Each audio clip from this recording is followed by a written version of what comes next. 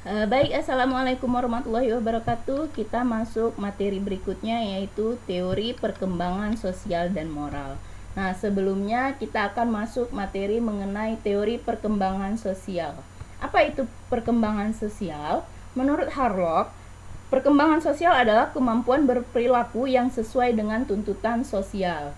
Sehingga menjadi orang yang mampu ini memiliki 3 proses. Yang pertama adalah belajar berperilaku yang dapat diterima secara sosial, memainkan peran sosial yang dapat diterima, dan perkembangan sifat sosial.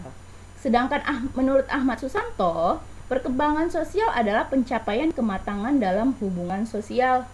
Sehingga ketika anak mampu menyesuaikan diri terhadap norma-norma kelompok, moral, dan tradisi, serta mampu meleburkan dirinya menjadi satu kesatuan dalam bermasyarakat, maka dia memiliki perkembangan dalam bersosial.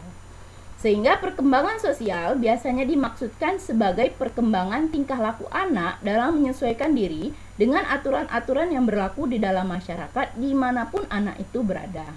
Nah, tugas kamu, coba kamu pikirkan, kemudian kamu tuliskan menurut kata-kata kamu, apa itu sebenarnya perkembangan sosial.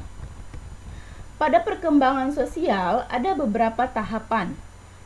Nah, tingkat pertama, anak mengadakan reaksi positif terhadap orang lain. Antara lain, ia tertawa karena mendengar suara orang lain.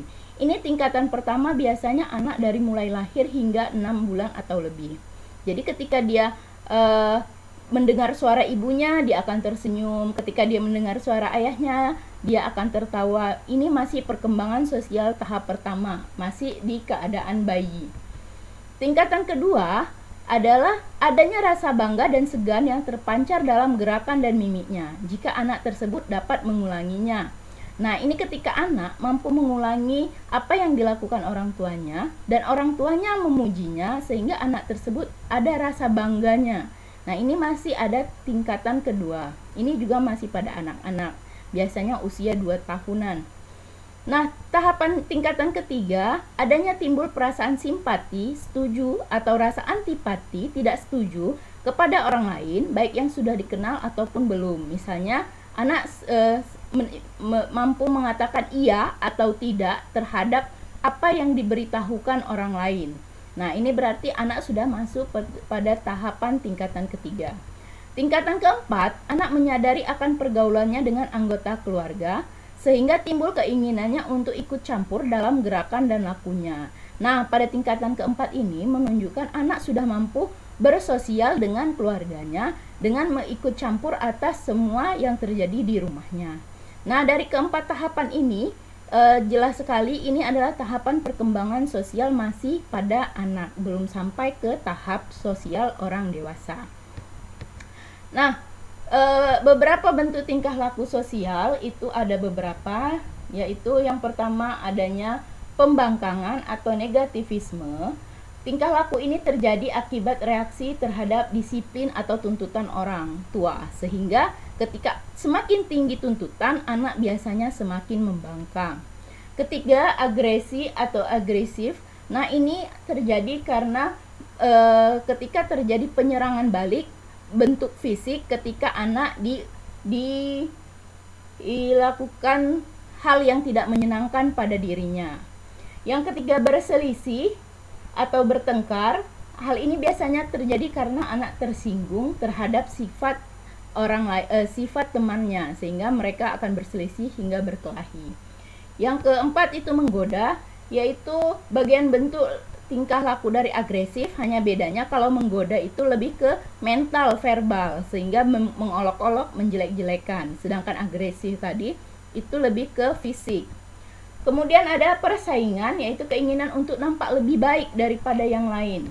Kerjasama, yaitu sifat kerjasama antar kelompok di dalam kelompok. Yang berikutnya berkuasa. Nah, ini ke tingkatan untuk kalau kita lihat anak-anak berkumpul, selalu ada satu yang terlihat ingin berkuasa dari kelompok tersebut.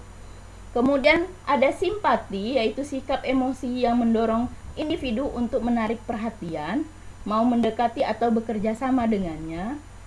Kemudian ada mementingkan diri sendiri atau selfishness, yaitu sikap egoisme untuk memenangkan diri sendiri. Nah, tugas kamu dari semua bentuk tingkah laku sosial ini, menurut kamu yang mana yang merupakan tingkah laku positif, yang mana yang negatif, dan mana yang keduanya, sehingga kita bisa mengetahui tingkah laku mana yang baik untuk anak dan yang tidak. Oke, yang berikutnya faktor-faktor yang mempengaruhi perkembangan sosial.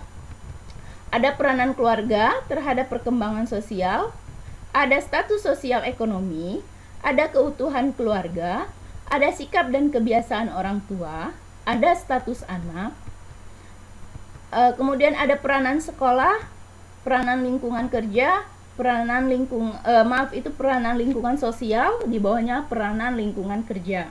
Nah, dari semua ini sudah terlihat sebagian besar itu keluarga, baru lingkungan sekitar.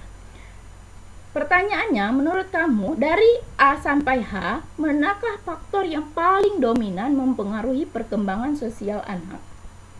Nah, itu untuk perkembangan sosial sampai di sini dulu. Kita lanjutkan di perkembangan moral di video berikutnya. Assalamualaikum warahmatullahi wabarakatuh.